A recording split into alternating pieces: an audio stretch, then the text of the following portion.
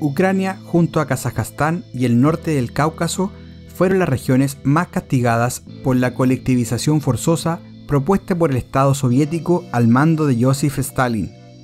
Esta obligaba al campesino a convertirse en proletario.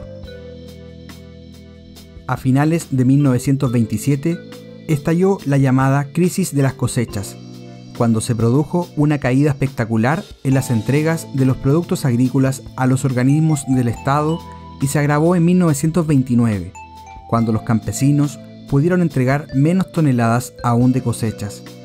Esta situación proporcionó a Stalin el pretexto perfecto para intervenir directamente en Ucrania. Se conoció como Holodomor, palabra ucraniana que significa matar de hambre. El programa diseñado por el Estado soviético tenía una doble finalidad. Por una parte, pretendía eliminar físicamente a los campesinos que se resistían a las colectivizaciones forzosas de sus tierras, y por otra, reprimir cualquier síntoma de rebrote del nacionalismo ucraniano que se definía como pro-europeo y anti-Moscú.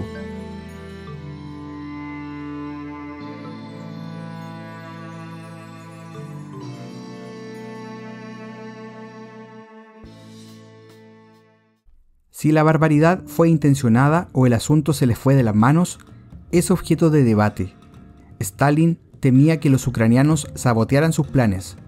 Por otra parte, había una meta económica.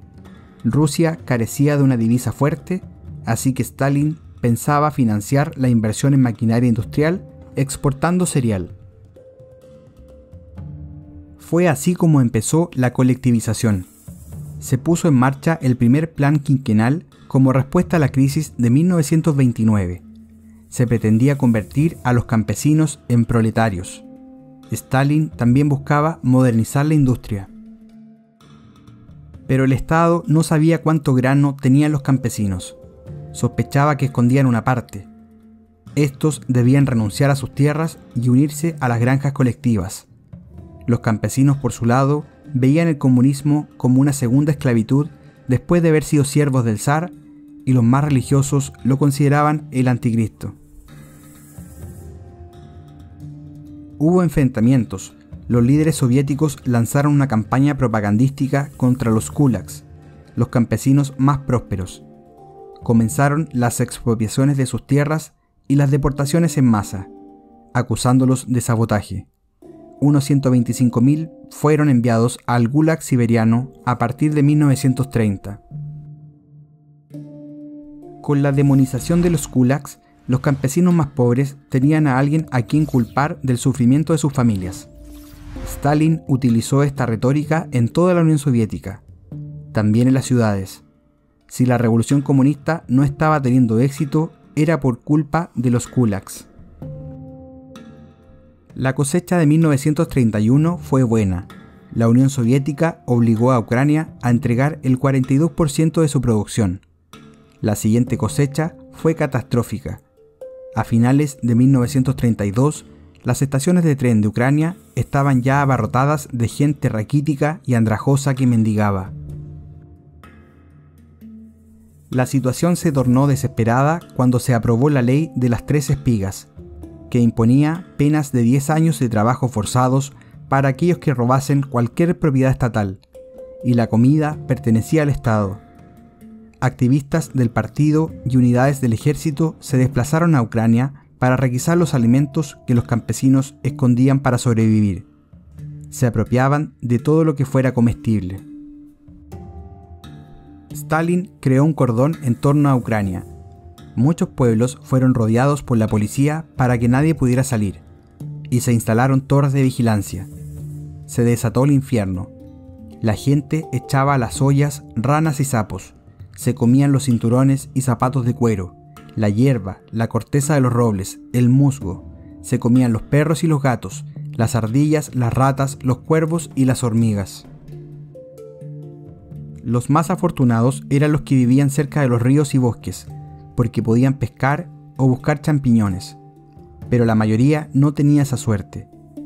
Poseer una vaca era un asunto de vida o muerte. Las familias las vigilaban con armas y horcas. Para alimentarlas deshacían el techo de paja de sus casas. De los campos de trigo cercanos a las carreteras llegaba un hedor insoportable. La gente hambrienta se arrastraba hasta las cañas para cortar las espigas. Se las comían y morían allí mismo, porque sus estómagos vacíos ya no podían digerir nada. Los cadáveres yacían a la intemperie donde caían. Y allí se quedaban hasta que los retiraban los militares, porque nadie tenía fuerzas para enterrarlos. Hubo cientos de casos de canibalismo. Los caníbales eran apresados. Algunos eran linchados.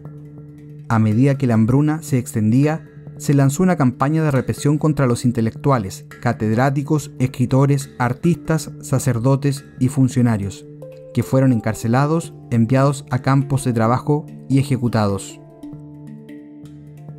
Stalin no quería que el mundo se enterase de que la colectivización, de la que tanto alardeaba como su gran triunfo, estaba siendo un desastre. Algunos burócratas intentaron convencerlo de que los campesinos ya no escondían gran parte de lo que les quedaba, pero Stalin no cedió. Finalmente, a partir de mayo de 1933, las autoridades soviéticas redujeron las cuotas que debía entregar Ucrania. No hubo más confiscaciones de alimentos y se frenaron las detenciones, en parte porque las cárceles estaban abarrotadas. Lo peor había pasado. Las autoridades soviéticas ocultaron la hambruna.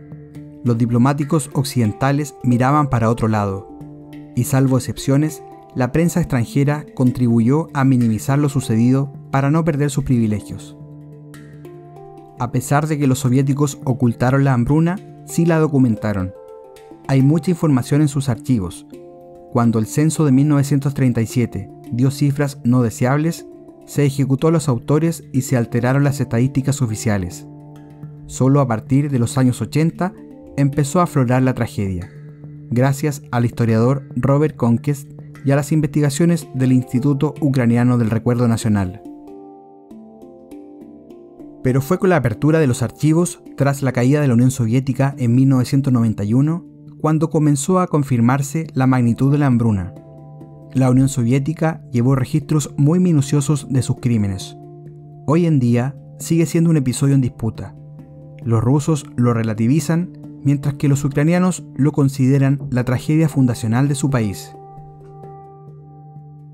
Si te gustó el video y te gustaría profundizar un poco más, te recomendamos ver la película polaca del año 2019 titulada Mr. Jones, dirigida por Agnieszka Holland.